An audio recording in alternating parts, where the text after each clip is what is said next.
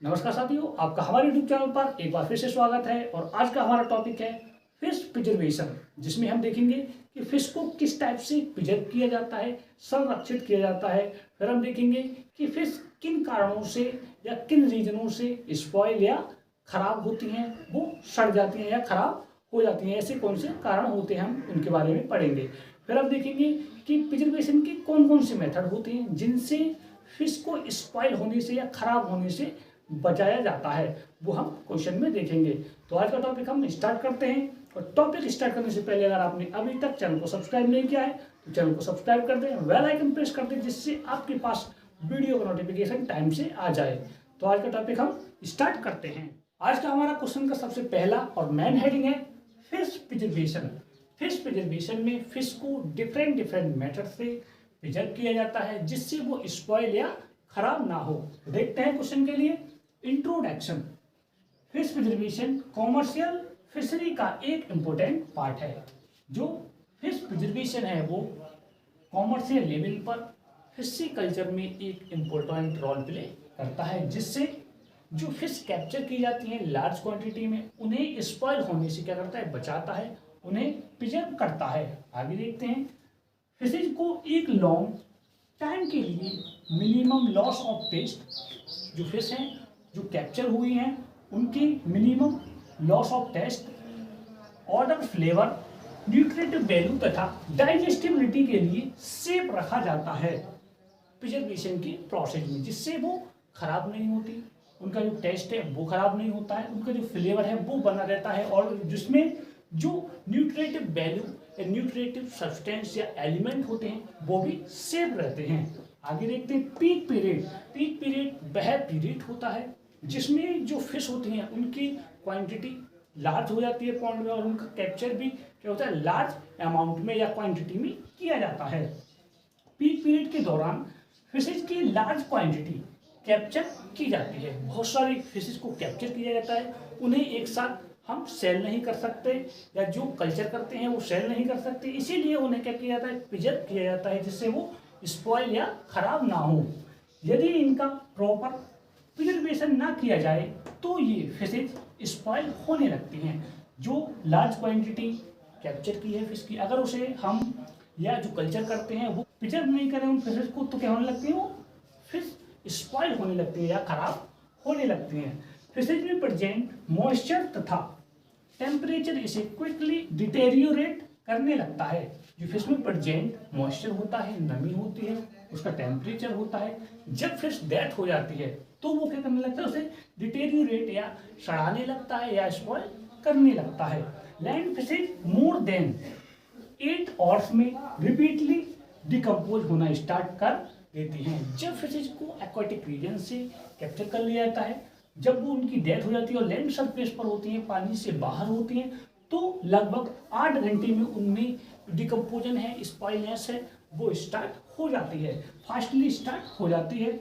अतः प्रिजर्वेशन एक accessory process है, इसीलिए प्रिजर्वेशन एक सहायक या हेल्पफुल प्रोसेस होती है, जिससे जो फिश होती हैं वो कैप्चर की हुई फिश होती हैं, उन्हें प्रिजर्व किया जाता है, जिससे वो स्पॉइल नहीं होती। अब देखेंगे हम next heading, reasons for fish spoilage. इसमें हम देखेंगे कि फिश स्पॉइलेज या जो फिश खराब होती हैं वो किन कारणों से होते हैं। तो देखते हैं कौन कौन से कारण होते हैं। फिश स्पॉइलेज की 3 इम्पोर्टेंट रीजन फॉलोइंग है। तो देखते हैं। नंबर 1 है हमारा बाय माइक्रोबियल एक्शन, जिसमें हम देखेंगे कि जो माइक्रोब्स होते हैं उनके द्वारा किस टाइप से जो फिश है वो स्पॉइल होने लगती हैं या खराब होने लगती हैं।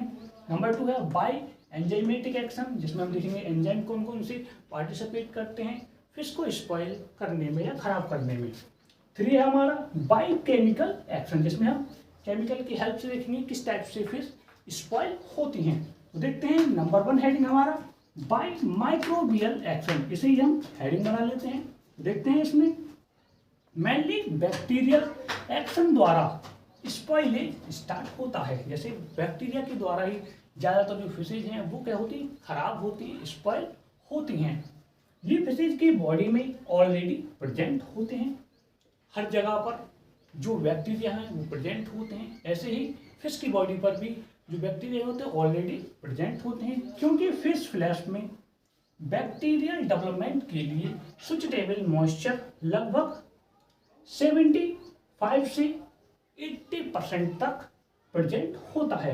एक्वाटिक रीजन में रहती है, वहाँ पर क्या मॉइस्चर या नमी रहती है, जिससे जो बैक्टीरिया हैं वो अपना डेवलपमेंट स्टार्ट कर देते हैं, करते रहते हैं। जब फिशरीज को कैप्चर किया जाता है, जब जो कल्चर करते हैं या किसी पॉन्ड से, रिवर से या से जो फिश हैं उन्हें कैप्चर किया जाता है, तो उनमें स्मॉल कट्स के कारण हेमोरेज कॉज हो जाता है। जब फिशेज को कैप्चर किया जाता है, पकड़ा जाता है, तो कुछ फिशेज में स्मॉल कट लग जाते हैं, जिससे हेमोरेज या ब्लड का सिक्रेशन होने लगता है, जो बैक्टीरियल एक्टिविटीज के लिए आइडियल एनवायरनमेंट प्रोवाइड कराता है, जिससे बैक्टीरिया पहले से ऑलरेडी फिश की बॉडी पर प्रेजेंट होते हैं, उनके लिए एक आइडियल एनवायरनमेंट प्रोवाइड होता है और उनका जो डेवलपमेंट है वो स्टार्ट हो जाता है।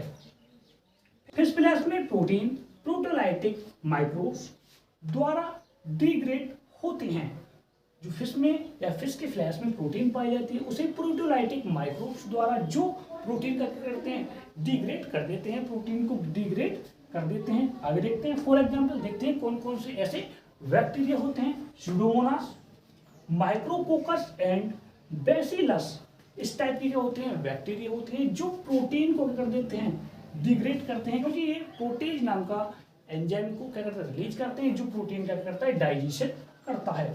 इसीलिए जो फिश होती हैं वो स्पॉइल होने लगती हैं। आगे देखते हैं, जबकि कार्बोहाइड्रेट स्ट्रेप्टोकोकस बैक्टीरिया द्वारा तथा fat few gram negative bacteria द्वारा डिग्रेड होते हैं। इस टाइप से जो माइक्रोबियल एक्शन है वो स्टार्ट होती है। डिफरेंट टाइप के इनसे एंजाइम निकलते हैं, जिससे जो फिश की प्रोटीन, कार्बोहाइड्रेट, लिपिड हैं वो भी क्या होते हैं, स्पॉइल होने लगते हैं, खराब होने लगते हैं, या उनका डाइजेशन होने लगता है, जिससे फिश क्या होती है, पूरी खराब हो जाती है। अब है हमारा सेकेंड बाई एंजाइमेटिक एक्शन। तो देखते हैं कौन कौन से ऐसे एंजाइम होते हैं जो फिश को स्पॉइल करते हैं। By enzymatic action, fish flesh का large amount digestive enzyme such as proteinase, catalase, lipase द्वारा कॉज होता है। जो फिश की बॉडी में डाइजेस्टिव एंजाइम होते हैं डाइजेशन के लिए, जब फिश की डेथ हो जाती है तो उनके वही एंजाइम फिश की बॉडी को डाइजेस्ट करने लगते हैं फिश की डेथ होने के बाद। जैसे प्रोटीन को प्रोटीनेज और कैटालेज और लाइपेज लिपिड को क्या करता है, डाइजेस्ट करने लगता है, जिससे फिश अंदर से स्पॉइल होने लगती है और बाहर से माइक्रोबियल जो एक्शन है वो भी होता रहता है। दोनों साथ साथ होते हैं। आगे देखते हैं कि आफ्टर डेथ, ये जब फिश की डेथ हो जाती है तो ये एंजाइम बैक्टीरियल एक्शन के साथ मिलकर फिश स्पॉइलेज स्टार्ट करते हैं। साथ ही साथ माइक्रोबियल एक्शन होती है और जो डाइजेस्टिव एंजाइम है वो अंदर से फिश को डाइजेस्ट करने लगते हैं। आगे देखते हैं, इसमें प्रोटीन की ऑटोलाइसिस होती है, जिसमें अमीनो एसिड, जो अमीनो एसिड होते हैं वो प्रोटीन के क्या होते हैं, यूनिट होते हैं या बहुलक होते हैं। नाइट्रोजिनस प्रोडक्ट जैसे NH3, CO2, amine smelling product such as indole, C8, H7N produce होते हैं। इस टाइप से जो डाइजेस्टिव एंजाइम है वो फिश की बॉडी को ही क्या करने लगते हैं, अंदर से डाइजेस्ट करने लगते हैं, जिससे जो फिश है वो स्पॉइल होने लगती है। आगे देखते हैं, अब हमारा होगा थर्ड बाई केमिकल एक्शन। तो देखेंगे हम आगे कि किस टाइप से केमिकल एक्शन होती है, किस टाइप से जो फिश हैं वो स्पॉइल होने लगती हैं। अब है हमारा third heading by chemical action. तो देखते हैं केमिकल के एक्शन से किस टाइप से फिश स्पॉइल होती है। केमिकल एक्शन के द्वारा फिश का स्पॉइलेज ओनली फैटी फिशेज में कॉज होता है। For example sardine, catla, ETC, ऐसी फिशेज जिनमें फैटी एसिड या फैट लार्ज क्वांटिटी में पाया जाता है उन्हें कहते हैं फैटी फिशेज कहते हैं। उनमें केमिकल एक्शन क्या होता है, कॉज होता है, जिनमें से हैं सार्डाइन, आप देख सकते हैं इस टाइप की फिश होती है, और कटला इस टाइप की फिश होती है। इनमें क्या है, जो फैट है वो लार्ज अमाउंट में पाई जाती है। जब इनकी डेथ हो जाती है उन्हें कैप्चर किया जाता है, फिर इनकी बॉडी से जो ऑयल है वो बाहर निकलने लगता है, जिससे स्पॉइलेज कॉज होती है। आगे देखते हैं, इसमें डिकलराइज्ड कंडीशन प्रोड्यूस होने लगती है, जो इनका कलर है वो भी रंगहीन होने लगता है। इसमें फिश फ्लैश से ऑयल बाहर आने लगता है, जो एटमॉस्फेरिक एयर के साथ अपनी विस्कोसिटी को चेंज कर देता है।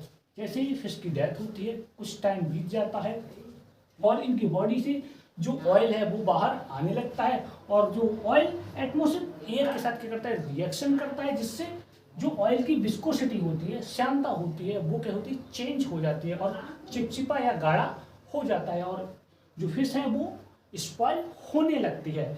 यहाँ पर हमारे स्पॉइलेज के जो रीजन थे या कारण थे वो कंप्लीट हुए, जिसमें हमने सबसे पहले देखा माइक्रोबियल एक्शन, नंबर सेकंड देखा एंजाइमेटिक रिएक्शन, और नंबर थर्ड था हमारा केमिकल एक्शन। अब हमारा नेक्स्ट हेडिंग है मेथड ऑफ फिश प्रिजर्वेशन, जिसमें हम देखेंगे कि फिश में डिफरेंट टाइप के एक्शन को प्रिवेंट या रोकने के लिए किस टाइप से प्रिजर्व किया जाता है, या फिश को खराब होने से रोकने के लिए किस टाइप से इन्हें प्रिजर्व किया जाता है, वो हम देखेंगे, जिसमें हम डिफरेंट टाइप के मेथड का यूज करेंगे। तो देखते हैं, फिश प्रिजर्वेशन को टाइम कंज्यूम के बेस पर 2 पार्ट में डिवाइड किया गया है। नंबर 1 है शॉर्ट ड्यूरेशन प्रिजर्वेशन, नंबर 2 है लॉन्ग ड्यूरेशन प्रिजर्वेशन, जिसमें हम देखेंगे कि शॉर्ट ड्यूरेशन प्रिजर्वेशन में लगभग 2 से 4 दिन के लिए या 5 दिन के लिए फिश को प्रिजर्व किया जाता है। लॉन्ग ड्यूरेशन प्रिजर्वेशन में देखेंगे कि लगभग 6 मंथ 1 ईयर के लिए फिश को प्रिजर्व किया जाता है। उसमें कौन कौन से मेथड का यूज किया जाता है वो हम देखेंगे। तो सबसे पहले देखते हैं हम नंबर 1 शॉर्ट ड्यूरेशन प्रिजर्वेशन क्या होता है, किस टाइप से इसमें फिश को प्रिजर्व किया जाता है। जब प्रिजर्वेशन 2 से 4 डेज के लिए रिक्वायर्ड होता है, जब फिश को कैप्चर किया जाता है, फिर उन्हें 2 से 4 दिन के लिए लगभग प्रिजर्व किया जाता है, क्योंकि एकदम इन्हें सेल नहीं किया जाता। तो फिर क्रश को वॉश करके, तो फिश जो कैप्चर किए हैं उन्हें क्या करते हैं, वॉश करते हैं, फिर आइस में रखकर सेल के लिए मार्केट में ट्रांसफर कर दिया जाता है। उन्हें आइस जो आइस बॉक्स होते हैं उनमें कर दिया जाता है, फिल कर दिया जाता है, जैसे आप देख सकते हैं इस टाइप से। इसको पहले वॉश किया जाता है, फिर आइस बॉक्स में फिल कर दिया जाता है और मार्केट के लिए सेल के लिए ट्रांसपोर्ट कर दिया जाता है। आगे देखते हैं, इसमें टेम्परेचर रेंज 0 से 4 डिग्री सेल्सियस या सेंटीग्रेड होती है। जो बॉक्स होते हैं आइस के, उनमें लगभग जो टेम्परेचर की रेंज होती है वो 0 से 4 डिग्री सेल्सियस होती है। जो माइक्रोबियल एक्शन, जिसमें माइक्रोब्स अपनी एक्शन को क्या कॉज नहीं कर सकें, ऑटोलाइटिक एक्शन को क्या करते हैं, कंट्रोल करती है। जो टेम्परेचर की रेंज होती है 0 से 4 डिग्री सेल्सियस, वो माइक्रोबियल एक्शन को भी रोकती है और ऑटोलाइटिक एक्शन को भी कंट्रोल करती है। यहाँ पर हमारा शॉर्ट ड्यूरेशन प्रिजर्वेशन कंप्लीट हुआ। अब है हमारा सेकंड लॉन्ग ड्यूरेशन प्रिजर्वेशन, जिसमें लगभग फिश को 6 मंथ से 1 ईयर तक प्रिजर्व रखा जाता है, जिसमें उनका फ्लेवर एंड न्यूट्रिटिव वैल्यू बनी रहती है। देखते हैं इसमें किस टाइप से इसको प्रिजर्व किया जाता है। Number 2 long duration preservation. यदि प्रिजर्वेशन लॉन्ग पीरियड के लिए किया जाता है लगभग 1 ईयर तक, तो फिशेज को फॉलोइंग प्रोसेस द्वारा पास आउट किया जाता है। तो देखते हैं किस टाइप से इसे लॉन्ग ड्यूरेशन के लिए प्रिजर्व करने के लिए कौन कौन सी प्रोसेस से गुजारा जाता है फिश के लिए। नंबर 1 है क्लीनिंग। इसके लिए कोल्ड क्लीन वाटर यूज किया जाता है। सबसे पहले इसको कैप्चर करते हैं, फिर उसे क्लीन करते हैं, जिसमें कोल्ड क्लीन वाटर का यूज किया जाता है, जिससे फिश को एक्सटर्नली वॉश किया जाता है, जिससे बैक्टीरियल स्लाइम जो कीचड़ होती है, इसमें डिफरेंट टाइप के बैक्टीरिया प्रेजेंट होते हैं, उसे हटाने के लिए म्यूकस, फीकल मैटर्स, सैंड जो बालू लगी होती है फिश की बॉडी पर बाहर की तरफ, एंड मड रिमूव हो सके, जिससे जो वाटर है उससे रिमूव कर दिया जाता है स्लाइम को, म्यूकस को और फीकल मैटर को। ये हमारा नंबर फर्स्ट स्टेप हुआ। अब है हमारा सेकंड स्टेप है हमारा बी डीगटलिंग। डीगटलिंग में जो क्लीन्ड फिश होती है उसके इंटरनल ऑर्गन को रिमूव कर दिया जाता है, स्पाइनल कॉर्ड को भी रिमूव कर दिया जाता है, और जो उसकी बॉडी कैविटी बचती है उसे वॉश करके उसमें आइस फिल कर दिया जाता है, और उस फिश के लिए कंजर्वेशन के लिए या स्टोरेज के लिए भेज दिया जाता है या स्टोर कर लिया जाता है। तो देखते हैं, क्लीन लार्जर फिशेज को कट करके सभी इंटरनल ऑर्गन बाहर निकालते हैं। उसके अंदर जो डाइजेस्टिव सिस्टम होता है, स्पाइनल कॉर्ड होती है, उसे रिमूव कर दिया जाता है तथा बॉडी कैविटी को वॉश करते हैं। और जो बॉडी कैविटी बचती है जिसमें इंटरनल ऑर्गन फिल होते हैं उसे वॉश कर दिया जाता है तथा इस प्रोसेस को डीगटलिंग कहते हैं। और जो इंटरनल ऑर्गन को रिमूव करने की जो प्रोसेस होती है उसे कहते हैं डीगटलिंग कहते हैं। इसके द्वारा माइक्रोबियल एंड एंजाइमेटिक एटोलाइसिस प्रिवेंट होती है। और इस टाइप से जो माइक्रोबियल एक्शन होती है और ऑटोलाइटिक एंजाइमेटिक जो एक्शन होती है वो भी रुक जाती है। इन्हें स्टोरेज के लिए भेज दिया जाता है या रख दिया जाता है। अब हमारा हेडिंग है नेक्स्ट, कंजर्वेशन एंड स्टोरेज, जिसमें हम देखेंगे लॉन्ग ड्यूरेशन प्रिजर्वेशन के लिए जो लाई हुई फिश हैं जिन्हें क्लीन एंड डिगल्टिंग की प्रोसेस से पास आउट कराया है, उन्हें किस टाइप से, किस मेथड से स्टोर किया जाता है, उनका कंजर्वेशन किया जाता है। देखते हैं, एक लॉन्ग ड्यूरेशन के लिए डेड फिशेज को फ्रेश कंडीशन में प्रिजर्व करना एसेंशियल होता है, जिसे कंजर्वेशन कहते हैं। जब क्लीन एंड डिगल्टिंग के बाद जो फिशेज आती है उसे लॉन्ग ड्यूरेशन के लिए फ्रेश कंडीशन में प्रिजर्व करना या करने की प्रोसेस को क्या कहते हैं, कंजर्वेशन कहते हैं। आगे देखते हैं, इसे फॉलोइंग मेथड के द्वारा अप्लाई किया जाता है, जिसमें डिफरेंट टाइप के क्या होते हैं, मेथड के द्वारा इसे प्रिजर्व किया जाता है। आगे देखते हैं, नंबर 1 हमारा मेथड होगा बाय रेफ्रिजरेशन। रेफ्रिजरेशन के बारे में पढ़ेंगे आगे। नंबर 2 बाय साल्टिंग, साल्टिंग की बेस पर देखेंगे किस टाइप से प्रिजर्व किया जाता है। 3 देखेंगे बाय स्मोकिंग, धुएं के द्वारा किस टाइप से फिश को प्रिजर्व किया जाता है वो हम देखेंगे। नंबर 4 देखेंगे बाय ड्राइंग, सुखाकर किस टाइप से प्रिजर्व किया जाता है फिशेज को, उसके बारे में हम आगे देखेंगे। देखते हैं आगे। अब हमारा हेडिंग है कंजर्वेशन एंड स्टोरेज का फर्स्ट मेथड बाय रेफ्रिजरेशन। तो देखते हैं इस टाइप के मेथड में किस टाइप से फिश को प्रिजर्व किया जाता है। ये प्रिजर्वेशन का रिसेंट मेथड है जिससे फिश पुट्रेफैक्शन तथा डिके प्रिवेंट होता है। रेफ्रिजरेशन एक ऐसा मेथड है जिसके द्वारा फिश का पुट्रेफैक्शन, सड़ना, डिके गलना या क्षय होना प्रिवेंट होता है, रुकता है, या स्पॉइल होना रुकता है। फ्रोजन फिशेज की क्वालिटी और न्यूट्रिटिव वैल्यू अबाउट 1 ईयर तक रिटेन रहती है। जो फ्रोजन फिशेज होती हैं, जमी हुई फिशेज होती हैं, उनकी क्वालिटी, उनके न्यूट्रिटिव वैल्यू, इनमें जो न्यूट्रिटिव सब्सटेंस होते हैं, एलिमेंट होते हैं, अबाउट लगभग 1 ईयर तक बने रहते हैं। इसमें फिशेज को आइस लेयर में रखकर ट्रांसपोर्ट किया जाता है। इस टाइप के मेथड में जब फिशेज को एक प्लेस से दूसरे प्लेस की तरफ ट्रांसफर किया जाता है तो फिशेज को फिश लेयर में रख दिया जाता है। आगे देखते हैं, जबकि लॉन्ग इंटरवल के लिए इलेक्ट्रिक रेफ्रिजरेटर का यूज किया जाता है, जैसे आपने बड़े बड़े कंटेनर्स, ट्रक्स में देखे होंगे, फ्रिज जैसे या एसी जैसे ऑपरेटर्स लगे होते हैं जिसमें डीप कैबिनेट्स लगे होते हैं। जैसे आप देख सकते हैं इस टाइप के कैबिनेट लगे होते हैं, उनमें फिश फिल होती हैं और आइस भी फिल होता है। आगे देखते हैं, इनका यूज मुंबई, कोचिन, मैंगलोर में किया जाता है। एक सिटी से दूसरी सिटी को जब फिश ट्रांसपोर्ट होती हैं तब।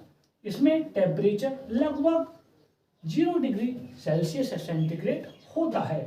एब्डोमिनल कैविटी में जब फिश की इंटरनल ऑर्गन निकाले जाते हैं, वो जो कैविटी होती है वो क्या होती है, एब्डोमिनल कैविटी होती है, उसमें आइस फिल की जाती है। इसमें एंटीबायोटिक्स जैसे टेरामाइसिन का स्प्रे आइस में माइक्रोबियल ग्रोथ को इनहिबिट करने के लिए किया जाता है। जो फिश आइस में रखी हुई होती हैं उनके ऊपर एंटीबायोटिक्स, टेरामाइसिन का स्प्रे कर दिया जाता है, जिससे बैक्टीरियल ग्रोथ क्या होती है, इनहिबिट होती है या रुकती है।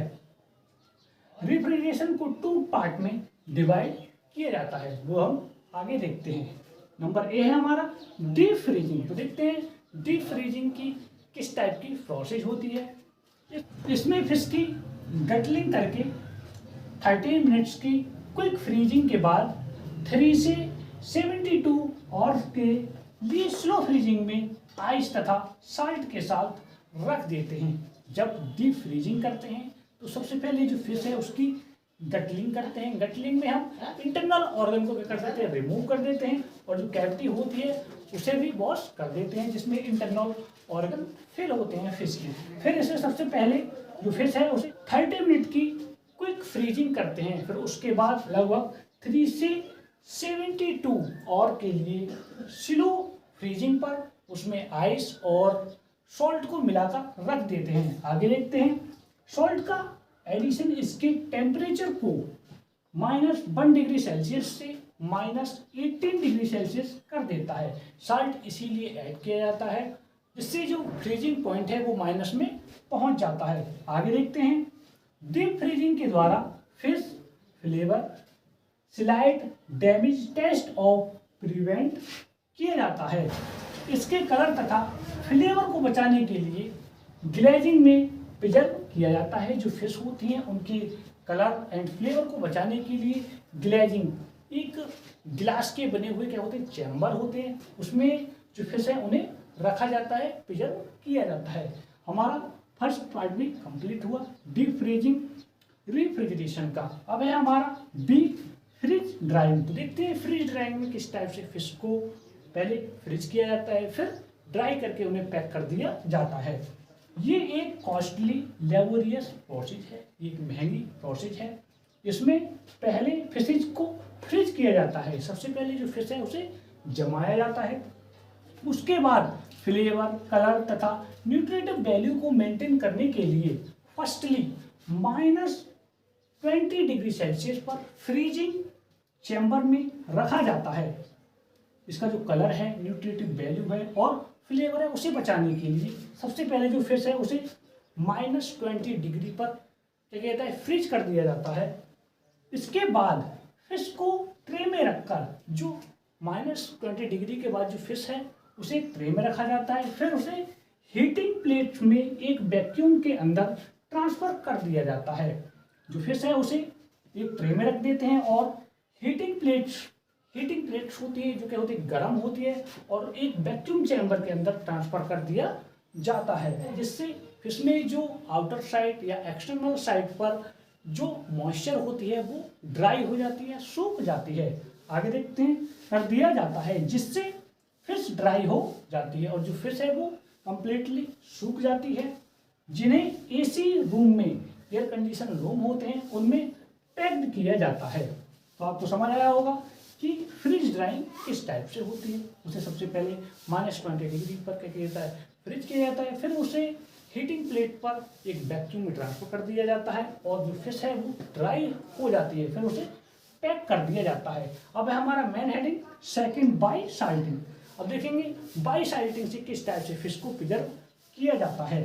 ये एक एशियंट प्रोसेस है, ये एक प्राचीन या ओल्ड प्रोसेस है।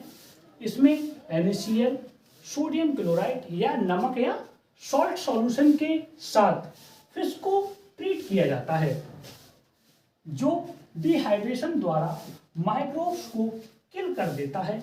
इसमें सॉल्ट कंसंट्रेशन, जो सॉल्ट की सांद्रता होती है, वो लगभग 25% होनी चाहिए। सॉल्टिंग की प्रोसेस फॉलोइंग मेथड द्वारा की जा सकती है, जिसमें हम 2 टाइप की मेथड इसमें भी पढ़ेंगे। नंबर ए होगी ड्राई सॉल्टिंग, नंबर बी होगी वेट सॉल्टिंग। ड्राई सॉल्टिंग सूखी सॉल्टिंग होती है और वेट मीन्स होता है नमी या गीली। इसमें हम देखेंगे किस टाइप से फिश को सॉल्ट में मिक्स किया जाता है, किस टाइप से वो प्रिजर्व होती हैं। अब हम देखते हैं आगे। अब है हमारा बाई साल्टिंग का फर्स्ट मेथड। देखते हैं ए ड्राई सॉल्टिंग। तो देखते हैं ड्राई सॉल्टिंग फिश की किस टाइप से की जाती है। इस मेथड में फिशेज को क्लीन करके सबसे पहले क्लीन करते हैं, फिर सॉल्ट पाउडर के साथ रब किया जाता है। जो सॉल्ट होता है, नमक होता है, उसके साथ किया जाता है, इन्हें रगड़ा जाता है या रब किया जाता है तथा इन्हें टब और सीमेंटेड टैंक में पैक किया जाता है कुछ दिन के लिए। सॉल्ट कंसंट्रेशन वेदर कंडीशन पर डिपेंड करती है। जो सॉल्ट की कंसंट्रेशन या सांद्रता होती है वो वेदर कंडीशन पर डिपेंड करती है। कि किस टाइप का सीजन है। आगे देखते हैं, आफ्टर 2-3 डेज फिशेज को कंटेनर से रिमूव किया जाता है।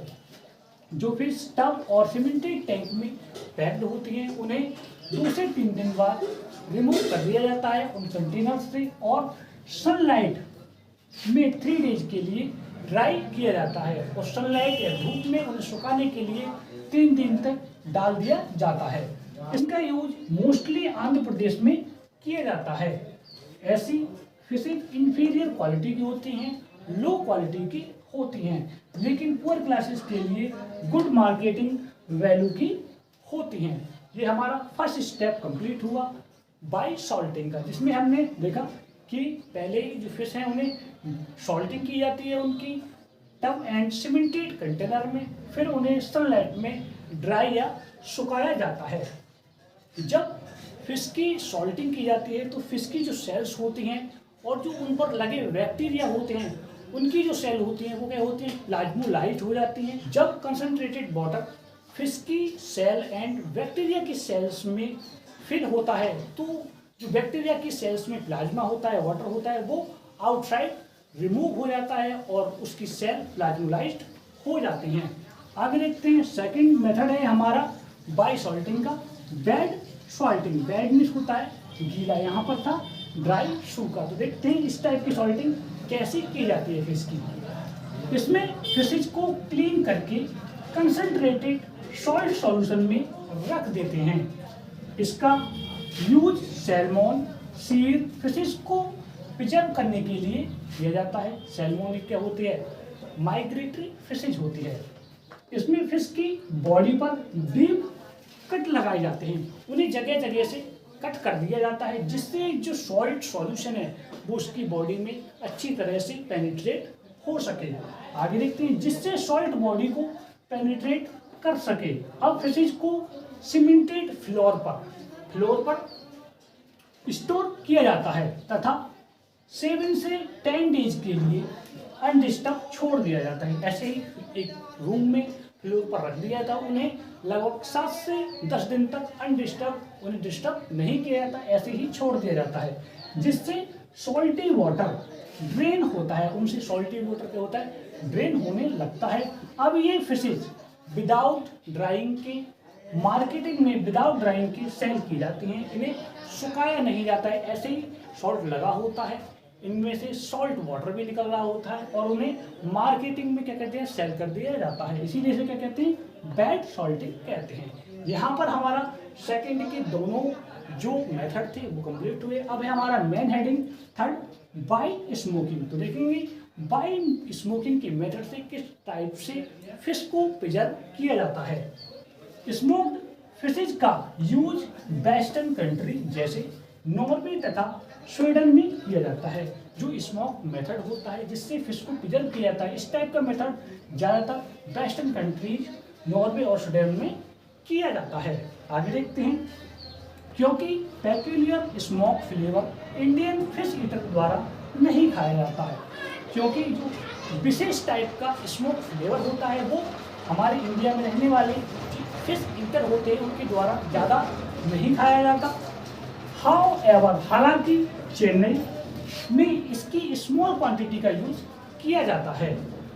यहाँ हिल्सा, सार्डाइन, मैक्रेल्स ईटीसी को स्मोकिंग के द्वारा प्रिजर्व किया जाता है। स्मोकिंग की मेथड के द्वारा सार्डाइन, हिल्सा जैसी जो फिश होती हैं उन्हें प्रिजर्व किया जाता है। आगे देखते हैं, इसके लिए सबसे पहले फिश को क्लीन करके गटेड किया जाता है। सबसे पहले जो फिश है उसे कैप्चर करते हैं, कैप्चर करने के बाद जो फिश है उसे क्लीन कर देते हैं आउटर या एक्सटर्नल साइड से, फिर उसे गटेड किया जाता है। गटेड में आप जानते हैं कि उसके इंटरनल ऑर्गन को बाहर रिमूव कर दिया जाता है बॉडी से। आगे देखते हैं, तथा स्मोक हाउस में रूफ पर एक रॉक की हेल्प से अटैच कर दिया जाता है। रूफ पर एक रस्सी बनी होती है, उससे फिश को कर दिया अटैच कर दिया जाता है। आगे देखते हैं, इस कंडीशन में फिशेज का माउथ फ्लोर की तरफ तथा कॉडल फिन रोफ की तरफ होता है। जैसे आप देख पा रहे हैं, इसका माउथ है नीचे की तरफ होता है और इनका कॉडल फिन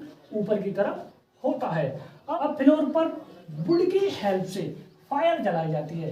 जो वुड होती हैं, लकड़ियां होती हैं, उनमें आग जलाई जाती है, जिसका स्मोक, इसका जो धुआं होता है इनडायरेक्टली फिश की अपर साइड तथा इनसाइड एंटर करता है। इस प्रोसेस में लगभग 6 आवर्स का टाइम लगता है। लगभग इस प्रोसेस में 6 घंटे का टाइम लगता है। अब स्मोक फिशेस को स्टोर किया जाता है। जब ये मेथड कंप्लीट हो जाता है तो जो स्मोक फिश हैं उन्हें स्टोर कर लिया जाता है।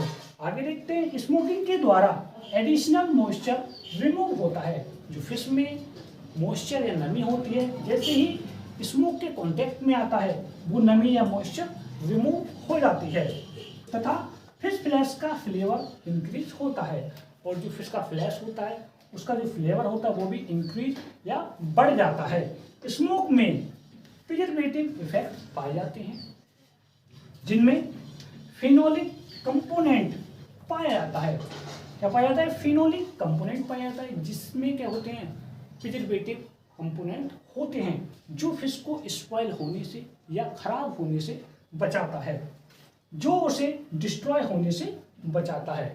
ये आप देख सकते हैं, इस टाइप से एक हाउस होता है, स्मोकिंग हाउस कहते हैं जिसे। उस पर एक रॉक बंधी होती है, रस्सी बंधी होती है, उस पर फिश को लटका दिया जाता है और नीचे आग जला दी जाती है और बीच में एक वायर गेज या नेट होता है, जिससे जो स्मोक है वो कम्प्लीटली पूरी जगह पर फैल जाए और जो डस्ट पार्टिकल हैं वो ऊपर ना जाए।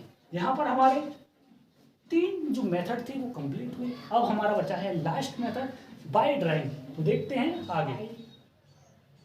अब है हमारा 4th मेथड, बाय ड्राइंग, जिसमें हम देखेंगे ड्राइंग करके या सुखाकर फिश को किस टाइप से प्रिजर्व किया जाता है। तो देखते हैं, फिश के टिश्यू से मॉइस्चर को रिमूव करने के लिए ड्राइंग प्रोसेस अप्लाई करनी होती है।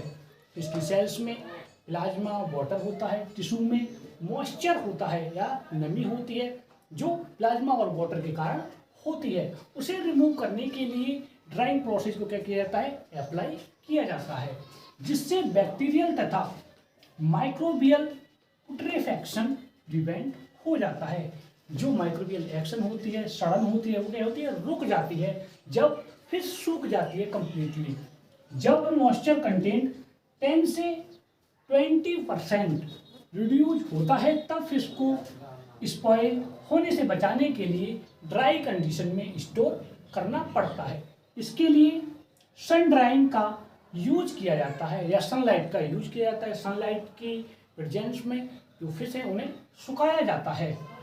जो मोस्ट एशियन मेथड है, जो ड्राइंग प्रोसेस का मेथड है, वो प्राचीन टाइप का क्या है? मेथड है, जिसे पुराने ज़माने के लोग या प्राचीन लोग भी अप्लाई करते थे फिश को ड्राइंग करने में। आगे देखते हैं, इंडिया में टोटल मैराइन फिशरी का 35% पार्ट सनलाइट द्वारा प्रिजर्व किया जाता है। जो मैराइन फिशेज होती हैं, सेमी फिशेज होती हैं, उनका लगभग 35% जो फिशेज होती हैं, स्मॉल फिशेज या थिन फिशेज होती हैं, उन्हें सनलाइट द्वारा प्रिजर्व किया जाता है।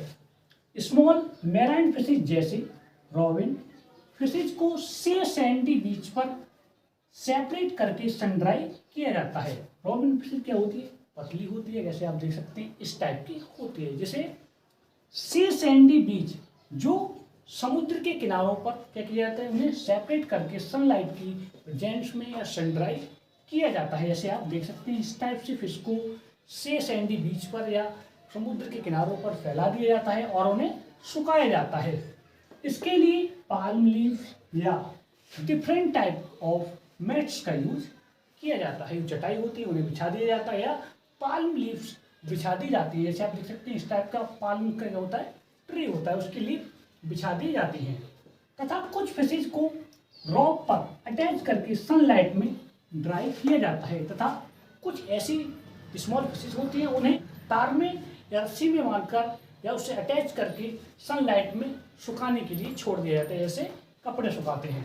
आगे देखते हैं, नेचर के बेस पर ड्राइंग प्रोसेस को 2 पार्ट में डिवाइड किया जाता है। ड्राइंग मेथड है उसे भी 2 पार्ट में डिवाइड किया जाता है। देखते हैं, नेचर के बेस पर नंबर 1 है नेचुरल ड्राइंग, जिसे सनलाइट की प्रेजेंस में फिशेज को सुखाया जाता है, उसे क्या कहते हैं? नेचुरल ड्राइंग कहते हैं।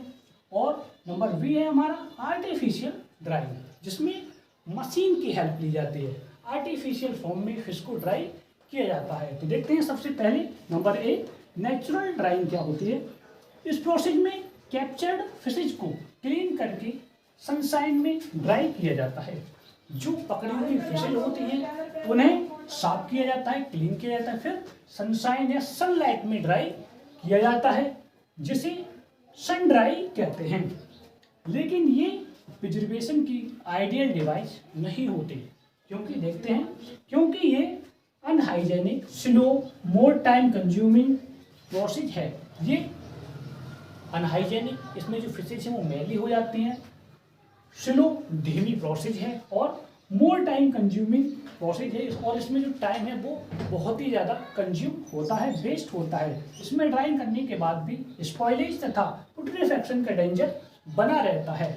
नेचुरल ड्राइंग प्रोसेस के बाद जो ड्राइंग फिश होती है उसमें स्पॉइलेज तथा पुट्रीफैक्शन, खराब होने का और सड़ने का जो डेंजर है, खतरा हमेशा बना रहता है। आगे देखते हैं, ये प्रोसेस केवल थिन फिशेज के लिए सुटेबल है, और जो नेचुरल ड्राइंग प्रोसेस है वो केवल थिन, पतली फिशेज के लिए क्या है, सुटेबल है, जिससे सनलाइट डीपर पार्ट तक पेनिट्रेट कर सकती है। और जो पतली फिशेज होती हैं उनकी जो बॉडी होती है वो थिन होती है, इसलिए जो सनलाइट है वो डीपर पार्ट तक क्या करती है, उन्हें पेनिट्रेट करती है, जिससे ये थिन फिशेज के लिए क्या होता है, सुटेबल होता है।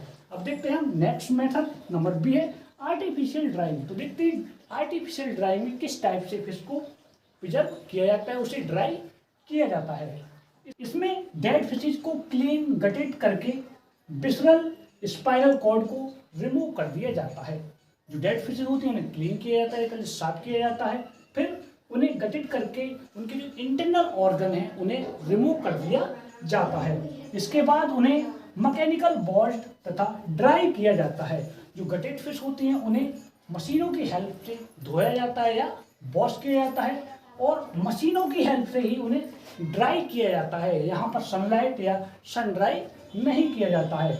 ये process high quality product yield में हेल्प करती है, जिससे नेचुरल फ्लेवर तथा न्यूट्रिटिव वैल्यू रिटर्न रहती है। और जो फिश की नेचुरल फ्लेवर होते हैं, न्यूट्रिटिव वैल्यू होती है, वो बनी रहती है। और यहाँ पर हमारे जो मेथड हैं वो कंप्लीट होते हैं और हमारा क्वेश्चन भी कंप्लीट होता है। आई होप आपको क्वेश्चन समझ आया है। अगर समझ आया तो वीडियो को लाइक करें। अगर अभी तक चैनल को सब्सक्राइब नहीं किया है, चैनल को सब्सक्राइब करें और बेल आइकन प्रेस कर दें, जिससे आपके पास वीडियो का नोटिफिकेशन टाइम से आ जाए। और हम मिलते हैं नेक्स्ट वीडियो में बहुत जल्द।